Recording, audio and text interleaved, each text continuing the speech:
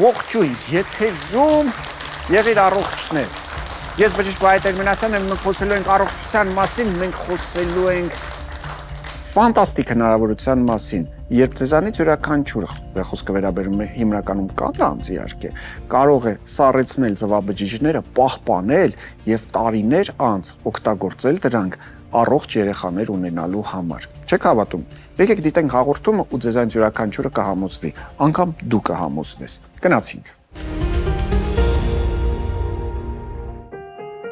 1978 թվականի հուլիսի 25-ը դարձավ շրջադարձային վերարտադրողական բժշկության պատմության մեջ։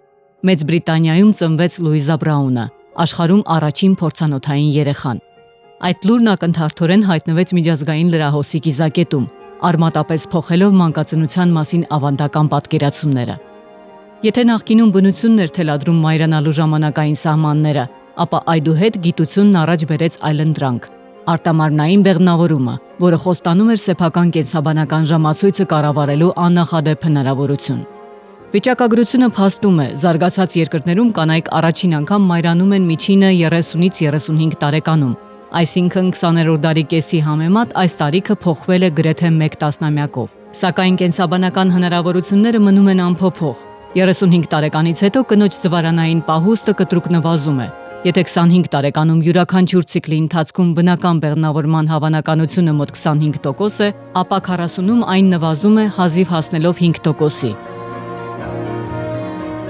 Այդ է պատճառը, որ վերջին տարիներին ավելացել են վերարտադրողական տարիքում ձվաբջիջների սառեցման մեթոդին դիմող կանայք։ Մայրությունը հետաձգողների թվում ոչ միայն միայնակ, այլև կարիերայով զբաղվող կանայք են։ Սոցիալական պատճառներից բացի հաճախ երեխա ունենալու ճանապարհին խոչընդոտ են դառնում ծանր հիվանդությունները, որոնց բուժումը կարող է անդառնալիորեն վնասել կնոջ վերարտադրողական համակարգը։ Քաղցկեղով հիվանդ կանանց ավելի քան 70%-ը նախքան բուժումը սկսելը ցանկանում է պահպանել մայրանալու հնարավորությունը։ Այս բոլոր դեպքերում օգնության են գալիս վերարտադրողական օժանդակ տեխնոլոգիաները, առաջարկելով պահպանել մայրանալու հնարավորությունը մինչև այն պահը, երբ կինը պատրաստ կլինի։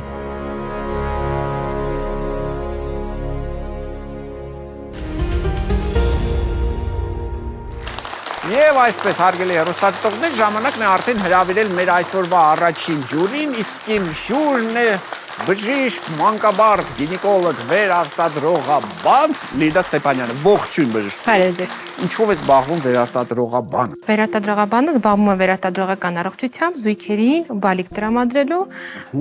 այսպես ասած, կամ միայնակ մայրերին, միայնակ հայրերին։ Ինչքան ժամանակ է պետք սովորաբար։ Դե երբեմն երկար ժամանակ է պահանջվում, կախված ինչ խնդիր է։ Ես գիտեի, որ երեխա ունենալու գործընթացը 9 ամիս է տևում, բայց փաստորեն վերարտադրողաբանները ունեն ուրիշ կարծիքներ։ Այո, միանշանակ։ Երբեմն մի փոքր երկար է ժամանակ պահանջվում։ Երկար կարող է տևի մի փոքր,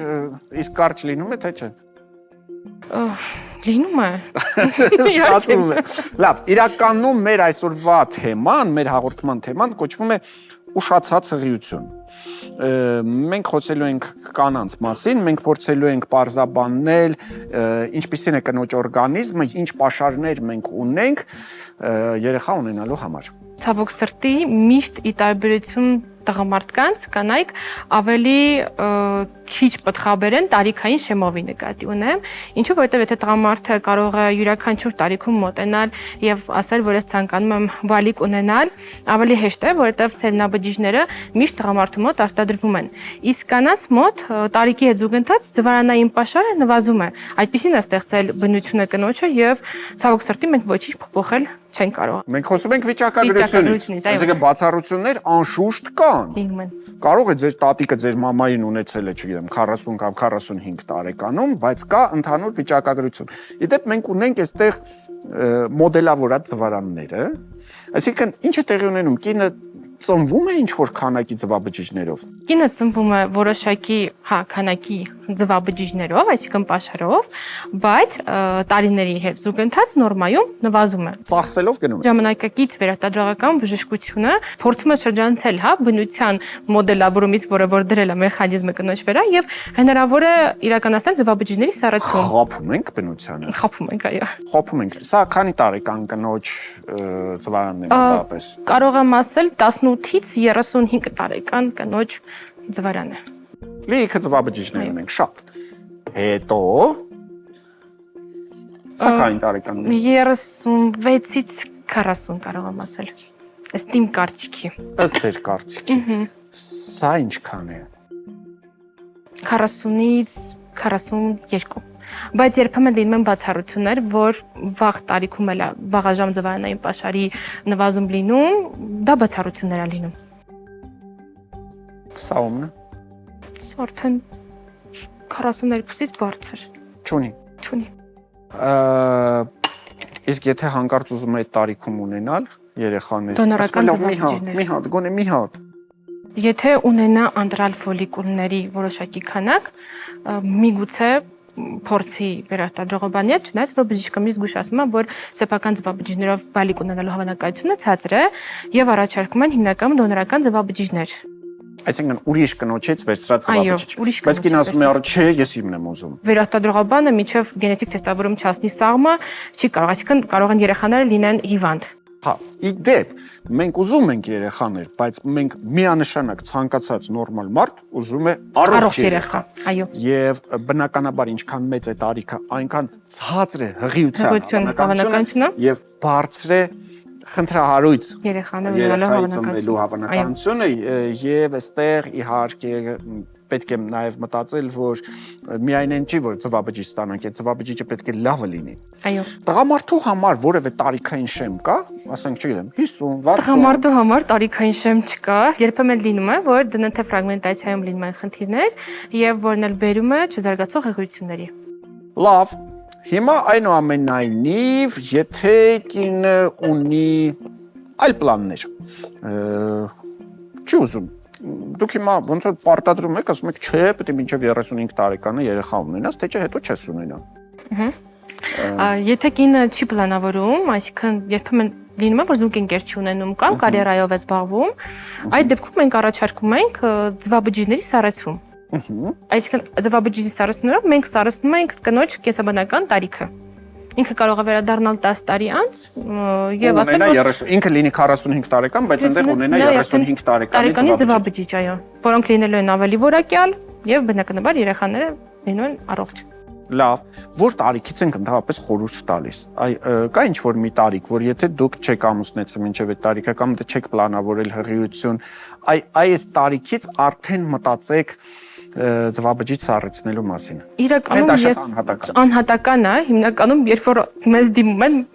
մենք նայում ենք ձվարանային պաշարը եւ անում ենք ենթադրություն, օրինակ եղել է, որ ես 26 տարեկան բուժար եմ ունեցել, ինքը չի ունեցել անդրալ ֆոլիկուլների քանագրետը եւ 36 տարեկան շտապ պետք է սառեցնել, հա։ Սառեցնել ասելով, ինչ ենք հասկանում։ Սա շատ հետաքրքիր process է, որը ես շատ սիրում եմ։ Սկզբից մենք կատարում ենք ձվարանների խթանում, այնուհետև պունկցիա եւ ֆոլիկուլար հեղուկի միջոցով այսպես ձվաբջիջներ, այո։ Եվ այսպիսի ձվաբջիջները հետո պունկցիայից հետո սաղմնաբանը հեղուկ ազոտի մեջ սառեցնում է։ Ձվաբջիջի չափսը պատկերացնելու համար պատկերացրեք, որ սրա ծայրին գտնվող այս մատիս կողքը դնեմ, որպեսզի լավ երևա։ Ծայրին այն սև կետիկը, որ տեսնում ենք, այդ կետիկի վրա քանի ձվաբջիջ կտեղավորվեր։ 2-ից 3։ Կարող ենք դե փորձել ցույց տանք, ոնց ենք սառեցնում։ Մենք ազոտը լցնելու ենք։ Ազոտը լցնելու ենք, հեղուկ ազոտը, որը -96 աստիճան Ցելսիուս պարունակություն ունի, սա համապատասխան տարր է, որի հետ որ ոչ մի բան տեղի չի ունենում, եւ այստեղ ապասառեցվում են հիմնականում սաղմերը, ձվաբջիջները։ Այսպես վերցնում ենք։ Իհարկե մենք վերցնում ենք այս սրա ծայրով, բայց եթե փորձենք, ապա մենք կարող ենք այսպես մտցնել եւ եկեք տեսնենք թե ինչ ստացվեց։ Եկեք որպեսզի պատկերացնենք, ես ուղղակի այս ելակը հիմա կգցեմ ու դուք ձայնից կհասկանաք, եթե իհարկե ընկնի։ Լավ։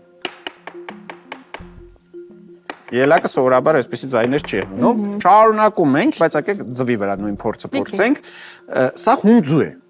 Հում ձվի պարունակությունը կարծում եմ բոլորդ գիտեք։ Հիմա ես ձվի օրինակով նույնպես մի քիչ էսա ազոտը ավելացնենք ու ձվի օրինակով փորձենք ցույց տալ, թե ինչ տեղի կունենա։ Այս մեզ արդեն պետք չի։ Ասացիք, որ կարելի է երկար տարիներ պահել։ Այո։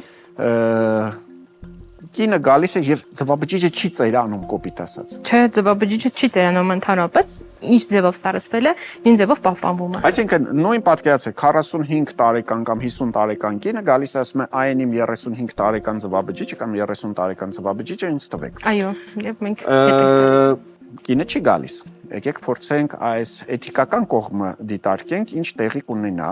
Տեսեք, յուրաքանչյուր բիոմատերիալ, հա, նույնպես ինչպեսին որ ձվաբջիջն է, Եկեք փորձեմ հանեմ արդեն։ Ահա։ Կլինիկայում պահպանվելու ժամանակ յուրաքանչյուր վերարտադրողական գոյություն ունի պայմանագիր հենց պահպանման եւ համապատասխանաբար ժամկետը լրանալու պես զանգ է կատարվում բուժարուին եւ ասում է ընդհանրապես ինչ կատարումներ ունենք եւ բուժարուի համաձայնությամբ կամ պահպանվում է կամ ոչնչացվում է։ Լավ, հիմա փորձենք եւ մեր Ոնց որ եփեց։ Նույն գաղափարն է, այսինքն շատ նման է, մոտավորապես այնպես, եթե ձուն եփեինք, բայց տվյալ պարագայում մենք ձուն սառեցրեցինք եւ եթե հիմա մենք այն կոտրենք, չի էլ կոտրվում։ Ահա։ Եթե մենք այն կոտրում ենք, հում ձուեր, տեսեք ինչ տեղի ունեցավ, այս սպիտակուցը Եթե ավելի երկար պահի, իրականում ավելի լավ սառը չէր, 2-3 րոպե հետո էր լինում, այսինքն պատկերացրեք, նույնը, եթե մենք 2-3 րոպե եռացնեինք ձուն կունենայինք այս նույն պատկերը, նույնը ստացանք սառեցնելու պարագայում, տեսեք սպիտակուցը ինչպես այսպես քարի նման, ահա, ինչպես սառեց։ Սա տեղի ունենում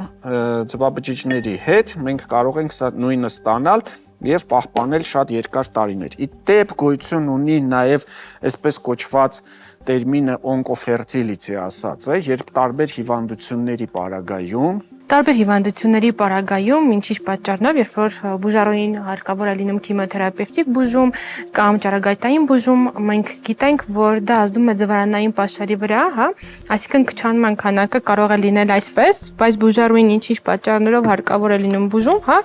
եւ բուժումից հետո ունենանք այս պատկերը, որովհետեւ չհասնենք մենք դրան, բուժարուն մոտենում է կլինիկա եւ մենք իրականացնում ենք, եթե ինքը ամուսնացած է, ունի, հա, զուգընկեր պլանավորում է սաղմերի սառեցում, եթե ոչ, ապա ձվաբջիջների սառեցում։ Եթե անկեղծ մենք խոսում ենք ամեն ինչի մասին, արդյոք դա թանկ հաճույք է։ Թանկ է թվում, բայց եթե մենք նույնը հաշվի առնենք, որ տարիքի հետ զուգընթաց նույն կնոջ ձվարանային պաշարը, հա, քչանում է, երբ որ նա արդեն վերադառնա, միգուցե պետք լինի ավելի շատ արտամարմնային բեղմնավորման ցիկլեր անցնել, միգուցե պաշար չլինի ձվարանային, հարկավոր լինեն դոնորական ձվաբջիջներ եւ կուտակային դա ավելի թանկ է լինում, իսկ սառեցնելով այս պահին մենք տալիս ենք բուժարուին հնարավորություն սառեցնել իր կեսաբանական տարիքը, վերադառնալ հետո ապագայում եւ ունենալ բալիկ։ Մյուս հարցը մենք գիտենք, որ հիմա կան պետական ծրագրեր, վերարտադրողական, որոնց ժամանակ եւ արտամարմնային բեղմնավորումները, այսպես կոչված ինսեմինացիաները, դրանք իսկ կա արդյոք այս ծրագրի համար որևէ պետական աջակցություն։ Օրինակ կինը կարող է, օրինակ միայնակ կին է,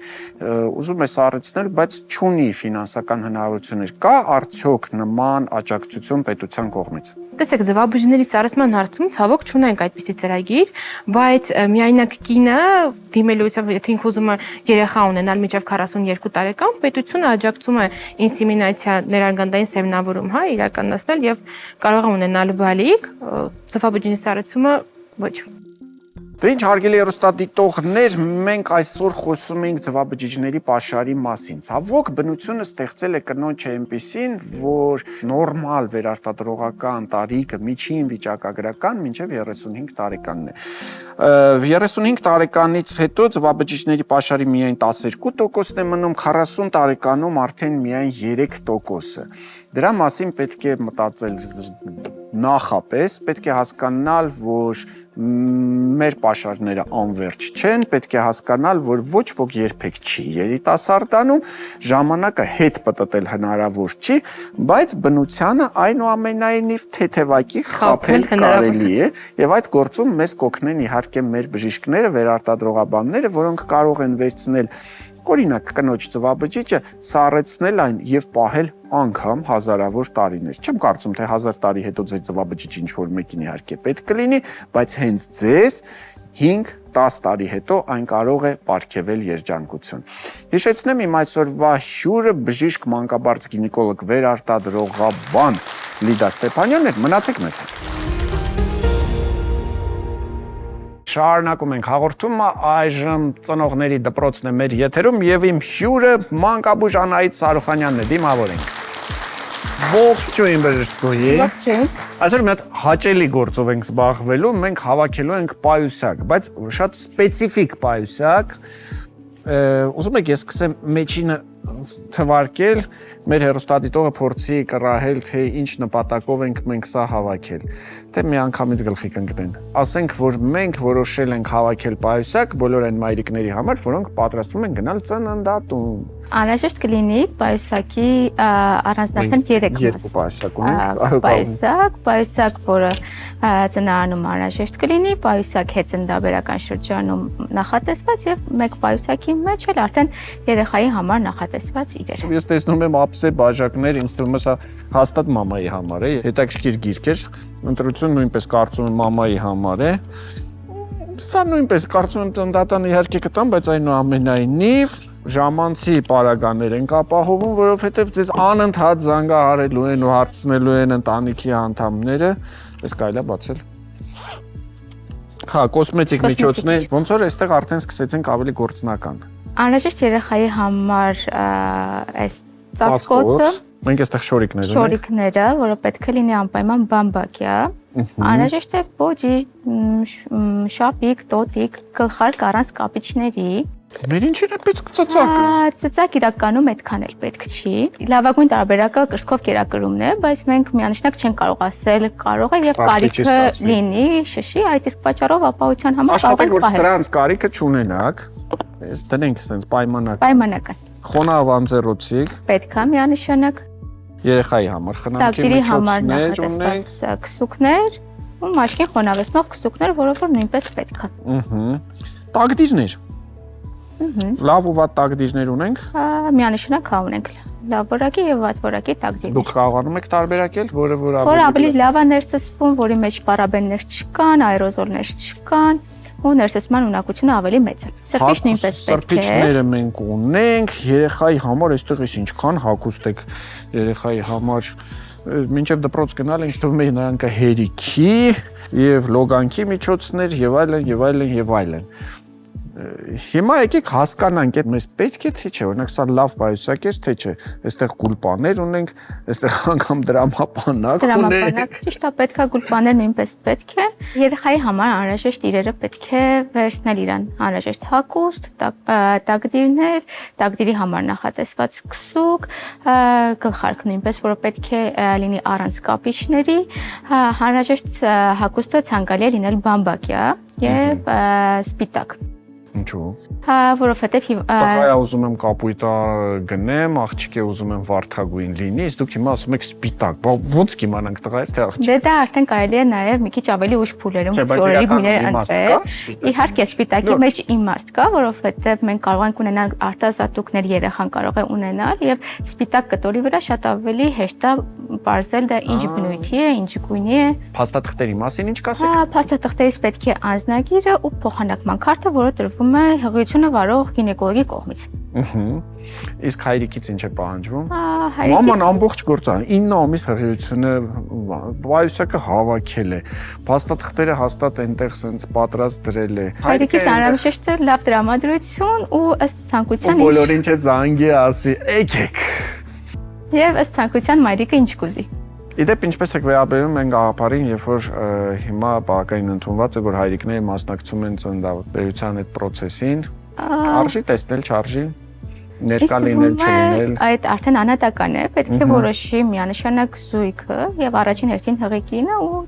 նաեւ ամուսինը, եթե դեմ չի։ Լավ, առաջին պահին երեխային ինչ է անհրաժեշտ իրականում ծնվեց երեխան, իհարկե ծննդատանը կան նեոնատոլոգներ, մանկաբույժներ, որոնք ամեն ինչով ապահովում են, սովորեցնում են, բայց այնուամենայնիվ երեխայի համար ստրես է։ Իր համար այնտեղ խելոք նստած էր մամայի փորիկի մեջ, հիմա հանեցին ու ասում են դե բարի գալուստ, հիմա դու արդեն ինքնուրույն մարդուկ ես։ Իդեպ 40 օր երեխային մոտ հյուրեր չընդունել եւ այլն, փակ պահել, ոնց եք դրան վերաբերում։ Անհրաժեշտ է երեխային հանել դուրս մաքուր օդին, բայց միանշանակ պետք է սահմանափակել շփումը այլ անձանց հետ, այսինքն երբ որ հյուրեր են գալիս, նոր մարդիկ են գալիս, միանշանակ ցանկալի չի երեխայի շփումը նոր մարդկանց հետ, որովհետև կարող են այդ մարդիկ տվյալ պահին չունենան որևէ վիրուսին բնորոշ նշաններ, բայց գտնվեն իրենց նախանշանային փուլում եւ հանդիսանան վարակիչ։ Ու պետք է բամայի միկրոբներով այսպես լրացնել, լցվել, այլ ոչ թե ձեր անթիվան համար բարին կամեցող հյուրերը։ Ու բացի դրանից պետք է կարևորը հիշել, որ պարտադիր շփումը պետք է սահմանափակենք, բայց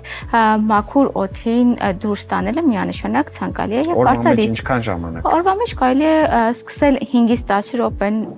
ընդմիջումներով, 5-10 րոպե, ապա շարունակել ավելի երկար ժամանակ։ Անգամ ձմեռային մի քիչ ցուրտ ամիսներին կարելի է երեխային մոռացին, ասենք մեկ շաբաթական երեխային հանենք դուրս։ Ձմեռային սեզոնին կարելի է նույնիսկ եթե շատ սուրտ է դրսում, պատշգամբում դուրս գալ եւ բավարարվել այդքանը։ Բայց մաքուր օդը պարտադիր է։ Իսկ տան պայմաններում օդը անպայման խոնավեցնում ենք։ Օդը պետք է խոնավեցնենք։ Ջերուցում ունենք, օդը չորանում է տանը։ Միանշանակ օդը պետք է խոնավեցնենք եւ սենյակը պետք է օդափոխենք, որտեղ որ հիմնական օրվա մեծ մասը անցկացնում է նորածինը։ Էնպես որ հարգելի ծնողներ, պայուսակը նախապես հավաքում ենք եւ հիշում ենք, որ գրեթե բոլոր այն կետերը, որոնք մենք այսօր այստեղ նշեցինք, սկսած ձեր եւ երեխայի համար անհրաժեշտ հագուստից, ճիշտ է, ինչ որ բան պակասի տեղում կուղարկենք հայրիկին, էլի կբեջի, վերջացրած հեռախոսի համար լիցքավորման սարքեջով, ձեր ականջակալներով, իդեպ երեխայի մոտ այսպիսի քար լռությամբ այ քնած հանկարծ ինչ հանդենք վիճակը ճիշտ է թե սխալ։ Չէ, կարող է նույնիսկ սենյակում լինել այլ մարդիկ եւ խոսել, միանշանակ կարող է նաեւ աղմուկի ներքո նույնպես քնել։ Հիշեք ամենահետաքրքիր բանը, երեխան մամայի փորիկի մեջ լռության մեջ չի նստած։ Մամայի սրտի զարկը այնտեղ շատ ուժեղ է լսվում եւ երեխան սովոր է բավականին բարձր ձայնի։ Եվ երբ որ երեխան ծնվում է, պետք չի ասել՝ «Վայ, լռություն»։ Հակառակը դուք կարող եք այնտեղ հեռուստացույց միացնել, դուք էլ զրուցել եւ երբ որ դուք նրան հանգարց սովորեցնում եք այդ լռության, այ դրանից հետո նրա մոտ կարող է շատ ստրեսային իրավիճակ լինել։ Իսկ ծնվելուց հետո պահպանել այդ լռակյաց ռեժիմը, հավատացնում եմ ձեզ, ոչ մի խելոք բան իրենից չի ներկայացնում, որ հանգիստ կարող եք եւ շփվել, եւ ուրախանալ, եւ ծիծաղել, երեխային դուք դրանով հաստատ չեք վնասում։ Համաձայն եք։ Իհարկե։ Շնորհակալություն, հիշեցնեմ, որ Անահիտ Սարուխանյանն էր մանկաբույժ այսօր մեր հյուրը, մենք իրար հետ պայուսակը հավաքեցինք, քանդեցինք, ավելի ճիշտ սկզբից քանդեցինք, հետո հավաքեցինք եւ հիշեցրեցինք, թե ինչպես պետք է գնալ ծննդատուն։ Մնացեք մեզ հետ։ Շնորհակալություն։ Ողջույն, ձեզ հետ Գեղեցկության արվեստն է։ Այսօր կխոսենք հիպերպիգմենտացիաների մասին։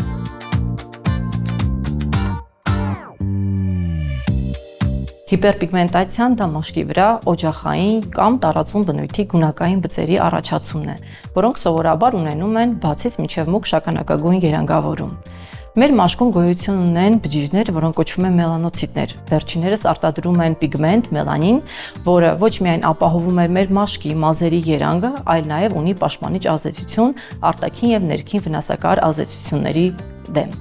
Վնասակար գործոններից են արևի ուլտրամանուշակագույն ճառագայթների, ինչպես նաև կապույտ լույսի ազդեցությունը, էնդոկրին համակարգի հիվանդությունները եւ հորմոնալ դիսֆունկցիաները, որոշ դեղորայքների կիրառումը, հատկապես որոնք ունեն մաշկի ֆոտոզգայունությունը բարձրացնող հատկություն, սխալ ընտրված կոսմետիկ միջոցների կիրառումը, սխալ կատարված ապարատային եւ կոսմետոլոգիական միջամտությունները եւ որոշ ներքին հիվանդություններ։ Բուժումը ենթադրում է ապարատային միջամտություն, մասնավորապես IPL ֆոտոթերապիա, մեզոթերապիա, պլազմոթերապիա, ինչպես նաև պիլինգներ։ IPL թերապիան ապարատային ոչ ինվազիվ միջամտություն է, այսինքն մաշկի արտաքին շերտը չվնասող միջամտություն, որը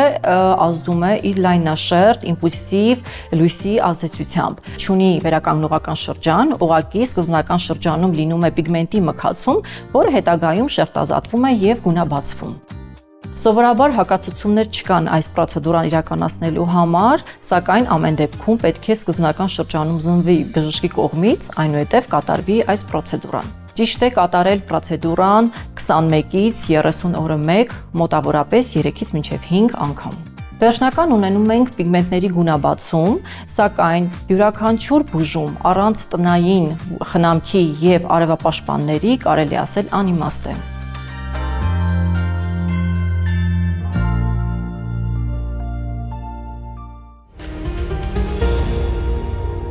Շարունակենք հաղորդումը հարգելի հեռուստադիտողներ։ Մենք այսօր խոսում ենք վիտամին D-ի մասին, որը իրականում վիտամին չէ։ Մի զարմացեք։ Հիմա կպարզաբանենք, կբացատրենք, ասեմ, որ այսօր իմ հյուրն է էնդոկրինոլոգ Գրետա Մուրադյանը, իսկ համեղ վիտամին D-ով հայկական նախաճաշ պատրաստելու է Նայնա Ալեքսանյանը։ Ողջույն։ Նայնա, ինչ ենք օգտագործելու։ Նախաճաշի համար օգտագործել ենք կարակ, խաշված ձու, սերմերով հաց, արևածաղկի սերմերով,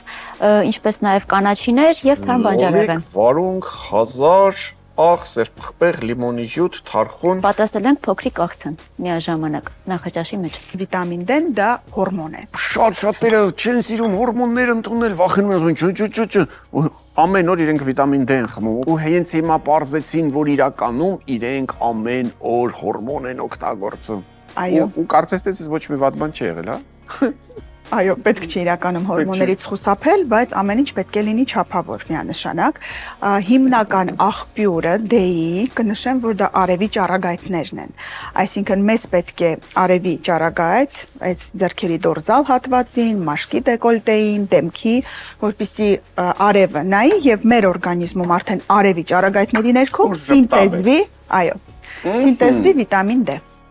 Դուք ասացիք ամեն ինչ չափի մեջ։ Մենք միշտ խոսում ենք վիտամինների մասին եւ ասում ենք, որ ունենք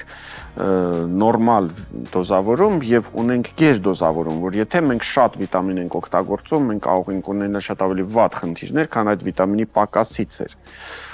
Դրա համար գնում ենք, սկզբից անալիզ ենք անցնում, բայց վիտամին D-ի պարագայում կա կարծիք, որ ես կիսում եմ այդ կարծիքը, որ առանց ստուգելու փոքր չափաբաժնով, օրական մինչև 2000 միավոր կարելի է առանց ստուգելու գնալ ու վերցնել ու խմել։ Այո, կա այդպիսի կարծիք, որովհետև վիտամին D համաձայն չեք, հա։ Ես համաձայն եմ, եթե ստուգենք, նոր սկսենք, որովհետև եթե պրոֆիլակտիկ դեղաչափերին անդրադառնանք, ապա մինչև 1 տարեկան դա 400 միջազգային միավորն է։ Այդ բոլորին պարտադիր առանց մինչև 70 տարեկան 600-ից 800, հղի կերակրող եւ 71-ից բարձր 1000 միավոր օրեկան։ Բայց եթե օրինակ կա ճարպակալում, եթե կան որոշակի այլ խնդիրներ, այդ դեպքում դոզան մենք բարձրացնում ենք։ Իսկ ուղղակի պրոֆիլակտիկ 2000 միգուցե քիչ լինի կամ միգուցե եւ շատ լինի երեխայի պարագայում։ Չէ, մեծահասակների մասին ենք խոսում, քիչ լինելուն համաձայն եմ, կարող է բավարար չլինի, կարող է ինձ մոտ ուղղակի շատ պակաս է, ու ես ինչքան էլ օրական այդ 2000 միավորը խմեմ ոչինչ չլինի, բայց ես նկատի ունեմ վտանգների տեսակետից, եթե ես օրական 2000 միավոր խմեմ, ինձ ամենայն համակարգությամբ ոչ մի վտանգ չի սպառնում։ Ժամանակն էլ է կարևոր, այսինքն եթե մշտական, միգուցե եւ լինի գերդոզավորում տարածաշրջանի հետ կապված, եթե արևին շատ են լինում օրինակ մաշկի առանձնահատկությունը, գույնը նույնպես կապ ունի։ Եթե օրինակ մուգ է մաշկը, ապա մի քիչ ավելի շատ։ Բաց մաշկի պարագայում 15 րոպե, 20 րոպեն բավարար է։ Ուղիղ ճառագայթների, բայց ոչ այն վատ արև, այսինքն մեզ պետք է միջին UV այդ ճառագայթները եւ առավոտյան մինչեւ ժամը 12-ը, բայց այդ ժամին ցավոք մենք բոլորս աշխատանքի ենք, փակ տարածքներում ենք եւ միգուցե դժվար է։ Բայց այնուամենայնիվ մենք դուրս ենք գալիս, այնպես չի որ մտանք մի հատ փակ տարածության մեջ եւ այդ փակ տարած թունելներով այսպես գնացինք աշխատանքի ու հետո էլի հենց թունելներով հետ եկանք։ Տեսեք, բայց ուզենք թե չուզենք մենք օրվա մեջ ուզում եք ասեք որ մենք 15-20 րոպե չենք գտնվում արևի տակ։ Չենք գտնվի։ Հավատացնում եմ չենք գտնվում 15-20 Դուք 15-20 րոպե չեք գտնվում արևի տակ։ Այ հենց հիմա մի հատ մտածեք։ Եթե չեք գտնվում, ուրեմն դուք խնդիր ունեք, բայց եթե դուք 15-20 րոպե դե տեսեք, դա կարևոր է իհարկե, նաև աշխարհագրական դիրքը, տարվա եղանակը նույնպես դեր ունի։ Եթե օրինակ նույն Արաբական Էմիրություններում, եթե տեսնենք, այնտեղ ուղիղ արև է, բայց մարդիկ քանի որ փակ են, արևապաշտպաններ են օգտագործում, այդ դեն գրեթե 80% ունեն D-ի պակաս։ Իսկ Հայաստանում ձեր կարծիքով Հայաստանում նույնպես բավականին մեծ է այդ թիվը, մոտ 70% ունի D-ի անբավարարություն կամ դեֆիցիտ։ Դե տեսեք, արևը փողոց մարդիկ քայլում են, արևի տակ։ Արևը այդ հորիզոնին այդպես ճիշտ չի հասնում, ինչքան որ պետք է մենք ստանանք, դա էլ կապ ունի։ Այսինքն դիրքը արևի երկրի մոլորակի հանդեպ, այսինքն այդքան չի հասնում այդ ճառագայթները, ճիշտ ճառագայթները։ Դեն կուտակել։ Օրինակ գնում եմ ամառային ամիսներին լողապ, պարկում եմ արևի տակ։ Այո, իհարկե, վիտամին D-ն ճարպալուց վիտամին է, այդ իսկ պատճառով ինքը ճարպերի հետ կուտակվելով առաջացնում է դեպո եւ ձմռան ամիսներին սպառում ենք այդ վիտամին D-ն։ Լավ, բայց ես կողմ չեմ մեծ դոզավորում օգտագործումներ։ Մենք վիտամին D-ն ստանում ենք արևից, այսինքն մենք ստանում ենք եւ մեր օրգանիզմը պետք է յուրացնի, բայց պարզվում է, որ կա եւս մեկ խնդիր, խնդիրը կապված է մեր սննդի հետ։ Այսինքն կան սննդատեսակներ, որոնք օգնում են յուրացնել, կան սննդատեսակներ, որոնք խանգարում են։ Սկսենք խանգարողներից։ Շատ յուղոտ սնունդը նույնպես կարող է խանգարել վիտամին D-ի ներծծմանը, որտեղ է դեպոն կշատանա եւ կգողանա եւ արյան հոսք չի անցնի, այսինքն եթե ընդհանրապես ճարպեր օգտակար չենք օգտագործում նույնպես, օրինակ ավոկադոն, ձվի դեղնուցը, իրենք բոլորը նպաստում են, որ դեն ավելի լավ յուրացվի։ Գլյուկոզի մակարդակի բարձր լինելը, աղեստամոքսային կամ լյարդի երիկամի տարբեր խնդիրներ, որոշ դեղորայք, այդ բոլորը կարան խոչընդոտեն վիտամին D-ի յուրացմանը։ Օգնում է փոքր քանակի ճարպը, այսինքն կարա լինի կարակ, մի վախեցեք կարակից, ձուն, ձուկը, այսինքն ձկան որոշակի տեսակներ։ Դա այն պատրաստ է մեզ մոտ։ Այո, գրեթե պատրաստ է։ Հիմա օրինակ կարող եք ասել, այստեղից ինչը մեզ կօգնի յուրացնել վիտամին D։ Կարակ, ձուն, եթե այստեղ կա ձիթապտղի ձեթ, այո, ինքն էլ կօգնի, որպեսզի յուրացվի կամ ավոկադոյի ձեթը, բավականին լավ նախաճաշ է վիտամին D-ով հարուստ։ Լավ նախաճաշ է, ես ունեմ այստեղ երևի թե մեկ բացառություն կապված հացի հետ։ Ես միշտ նշում եմ, որ մենք բոլորս գիտենք, որ այսպես կոչված սև հացը դա շատ ավելի օգտակար է, քան սպիտակ հացը, որովհետև այո, հիմնական օգտակար տարրերը հենց B-խումբն է ավելի շատ, պարունակվում են սև հացի մեջ, բայց ինչից ենք ստանում մենք սև հաց։ Մենք սև հաց ստանում ենք այսպես չկեղևազրկված ցորենից։ Դուք երբևէ տեսել եք այս գույնի sense ցորեն։ Ես չեմ տեսել եւ ամենայն հավանականությամբ սա նշանակում է, որ տվյալ հացը ներկված է։ Այնպես որ ես այս հացը կփոխեի, բայց մնացածը իհարկե շատ օգտակար է, կարծում եմ, եւ վիտամին D-ի պարագայում մեզ համար կարեւոր։ Շնորհակալություն, մնացեք մեզ հետ։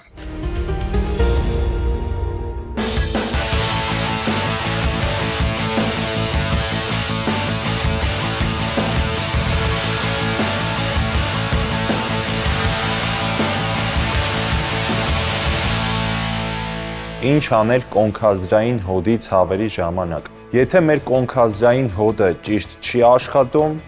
մենք կարող ենք ունենալ ծնկի, մեջքի եւ նույնիսկ պարանոցի ցավեր։ Եկեք հասկանանք ինչու։ Կոնքազդրային հոդը գնդաձև հոդ է, այսինքն բոլոր ուղղություններով եւ հարթություններով կատարում է շարժեր։ Կոնքազդրային հոդի ցավերի պատճառ կարող են լինել առաջինը նստակյաց կյանքը։ Հոդը սառչում է, շարժումները պակասում են։ Հաջորդը կոնքազդրային հոդի ծալիչ մկանների կարճացումն է։ Այս դեպքում մենք կարող ենք ունենալ մեջքի քրոնիկ ցավեր, հիպերլորդոզ, զստասրբանային հոդի բորբոքում եւ ողնասահք, այսինքն ողը ողից սահում է կարճացած մկանների հետևանքով։ Հիմա ցույց կտամ երկու վարժություն, որ կարող եք կատարել կոնքազդրային հոդի ցավերի ժամանակ։ Առաջի վարժությունը կատարում ենք ձողի միջոցով։ Կատարում ենք կոնքազդրային ծալում։ Այս վարժությունը սովորեցնում է մարդուն ծանրություն բարձրացնելիս կամ պարզապես կռանալիս օգտագործել կոնքը, այլ ոչ թե կլորացած մեջքը։ Սա զգալիորեն թեթևացնում է գոտկային հատվածի ծանրաբեռնվածությունը եւ վնասվածքների հավանականությունը։ Այս վարժության ժամանակ աշխատում են մեր նստատեղի մկանները,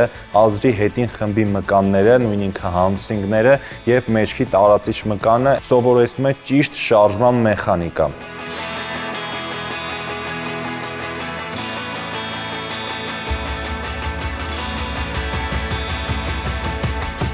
Երկրորդ վարժությունը կոնքազդրային հոդի շարժումների սահմանափակման կամ ցավերի ժամանակ կատարում ենք նստած վիճակում, ֆիքսում ենք 90 աստիճանը ծնկահոդերում եւ կատարում ենք պտույտներ։ Օգնում է ծնկահոդի եւ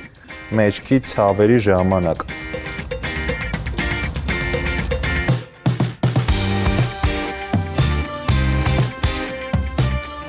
Կոնքազդային հոդը պարզապես հոդ չէ, այն մեր մարմնի շարժման հիմքն է։ Եթե կոնքը աշխատում է ճիշտ, մեր մարմինը աշխատում է ճիշտ։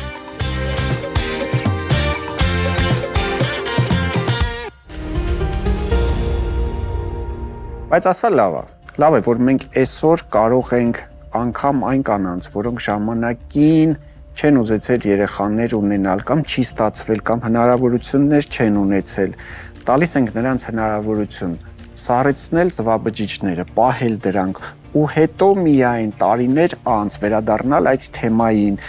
եւ այն տարիքում, երբ բնական ձևով նրանք հաստատ արդեն չէին կարողանա երեխաներ ունենալ, իրականում մայրանալ։ Եղիր առողջներ, մեր եթերում հաղորդում, որի նպատակն է ձեր առողջության պահպանումը։ Մենք կանենք ամեն ինչ տրամադրելով ձեզ ամենաճշգրիտ, ամենահավաստի տեղեկատվությունը։ Եղեք առողջ, կհանդիպենք։